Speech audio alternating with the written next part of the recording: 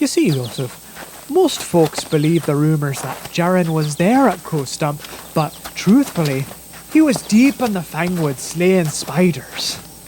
Did he really lose an eye to an owl? Aye, that he did. But that wasn't the only thing. You see... Halflings, stay right where you are. Oh, right. Now, sir, if you'd like to hear one of my ballads, you'll have to wait until tonight and join us at the Pleasant Crest Inn. Or for a small fee, I suppose I Don't could... get ahead of yourself, Ulret. Kidlos is looking for you. Is he now? I don't suppose this is related to that Lila business in Tamron. I already told him I was merely an observer. And boy, was it fun to watch unfold. You owe him, Ulret, and he will collect.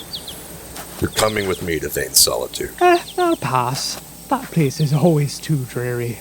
And don't get me started on his decorating. Ulret, please. You misunderstand, Bart. He's not asking. Don't point the thing at me. I have nothing to do with this. Ulret, you tell him. I still don't see what the problem is. I'm going to Pleasant Crest. Then your cousin here is going to fight in the arena. Ulret! Now that sounds like something I want to see. Very well. I'm in. Cousin, what are you saying? Oh, don't worry, Yosef. That's fine. Lead the way, good sir. Ugh. Arrogant Bard. Just be sure to keep up. Ulret, what's going on here? Yosef, sometimes life deals you a bad hand, and you have to make the most of every card you have. That's what survivors do. No, that's what heroes do. I'll tell you a story to pass the time and inspire you. A bad hand? Oh, Aunt Kate, what have I got myself into?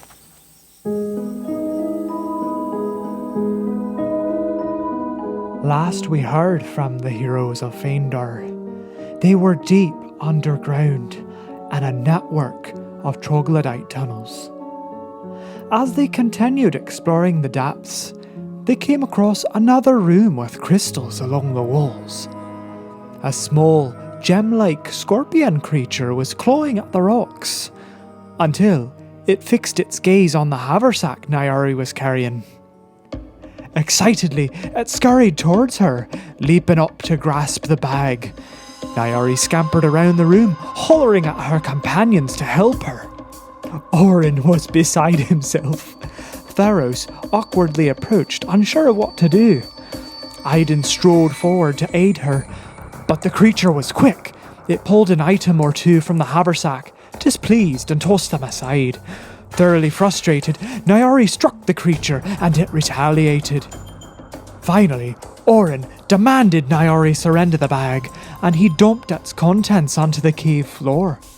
The creature snatched up the large amethyst gem they had discovered earlier and disappeared into the darkness. However, tensions rose amidst the group. What are we going to do about him, though?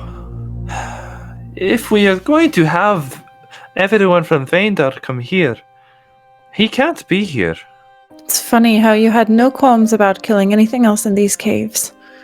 But the moment we get to this thing, suddenly it's not okay anymore. I don't understand. I think there's something to be said about defending oneself and lashing out. Was that not what all these creatures were doing up above? We came to their home. We came to their home and started to kill them. I would defend myself in that situation. But no, it was fine back then. They attacked us first. She was in the forest. That's a crime? That doesn't give us reason to come to their home and slaughter them. But we did it anyway because the people need a place to go. And we justified it by saying that. Given another means of negotiating with them, I don't believe any of us would have taken that route of killing them, but... We didn't even try. We came here, and we just started to kill them. And I'm not saying that was wrong. I don't see that as wrong. But you cannot tell me that that was okay and then that this is wrong. That is where I do not agree. There's a clear difference. It's foolish to act like there's not. That's alright, then I'll just be foolish. I do not believe what you're saying is wrong, Nyari. I don't think attacking it would have been a problem, but it seemed that there might be another solution, so we might as well try. With the troglodytes, it did not seem so evident that another option existed. I do not understand. They never came to our camp. Other things have come to our camp. We came across Gashmaw. We did not seek him out to kill him. We did not seek after that cat that attacked us. I don't understand. I can see if it came to our camp and attacked people in our camp, then that's justified. And yes, it attacked Kaining, so we dealt with those ones there. But then for us to seek out their home and get justice on them, revenge on them, whatever you call it, I don't see it as the same thing. Nyari, I do not think that you are foolish, but it is not true everything you said. I will kill Gashma. I will take care of that other beast too. And I understand, Nyari, it's the frustration, but we're all doing our best to figure it out together. That is where we are. I wonder about what we did today, but the problem is, what's done is done. And there is no way we could have talked to them. And you saw the bird that flew back. I can't take the chance of what it might said about us. Seeing all those corpses and bones up above, it's obvious they were killing other humans and humanoid people. We are just as much a threat as they are to us, but in this case, the balance is swayed. Nature has a balance to it, and I think we do our best to maintain that balance. Maybe it was upset by us coming into this cave, but I do not know. I will decide what is right and wrong for myself. I don't need you, any of you, to tell me what is right or wrong. That is what freedom is, Nyari.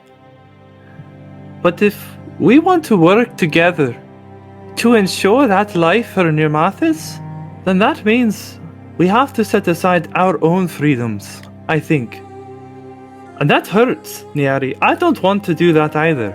I want to live the way I want to. But we have more than ourselves to consider now. That is a different time. We are fighting for a future where you can live free. But that was taken from us. I think you forget. I am not Nirmathi. And these people in our camp may tie me to this place now, but I have no ties to Nirmathis. And yes, I may have a vendetta against the hobgoblins, but I care nothing for this conflict with Multhun. It's not about Multhun. It's about all of it. And you know what? If you don't want to fight our fight, then don't. That's fine. But if you're going to be here, then we all have to work together. And he's looking to the whole party now. I understand that, Orin, you're from Kragadon, and I understand that you have your own problems. And Nyari, I understand that you have your own pain. And Theros too. But if you're here with these people, then I think you have to do more. And if you don't want to do that, that's fine. You can go. That's rich. You talk about working together as a team, and you just let me flounder with this creature here. You never trusted what I wanted to do. You never helped me. You laughed at me. I did not laugh at you. It doesn't matter who laughed. I felt that. And you know what? I will help us. I will help us survive. I'm just over this. And I'm over running for our lives, and it wasn't supposed to be like this when I left home. It was supposed to be good. I was supposed to be with my brother and my best friend, and we were supposed to find somewhere to settle down, and they were going to get married, and I was going to get married, and we were going to live peaceful lives. And all I've done since then is fight and watch my friends and my family die. And I'm sick of it. I'm tired of this. It is fine to be tired, Nyari. It has not been easy for us. That is true.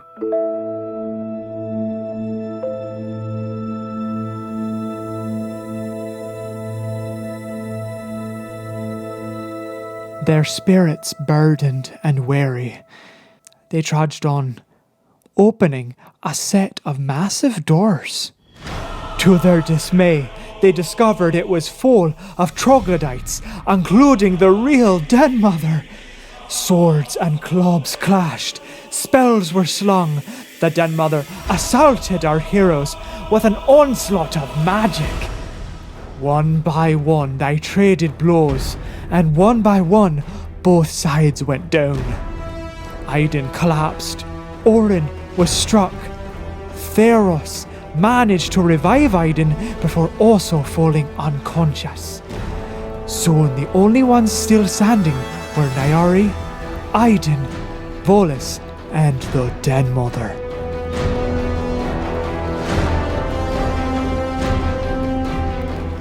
Nyari raged and swung her battle axe. Aiden raised his sword. Volus roared and slashed at the reptilian queen. Panicking, she fled the room. Nyari and Aiden pursued and fired arrows after her. The Den Mother whipped around and pelted Aiden with magical stones, knocking him to the ground. Volus and Nyari made their final attacks, their lives hanging by a thread.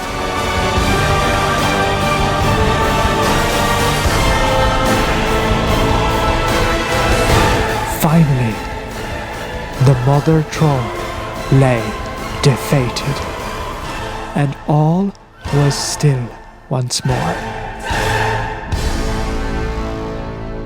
Nyari scrambled around the bodies littered around the room, searching desperately for a means to heal her friends. But I wonder, will it be enough to save them?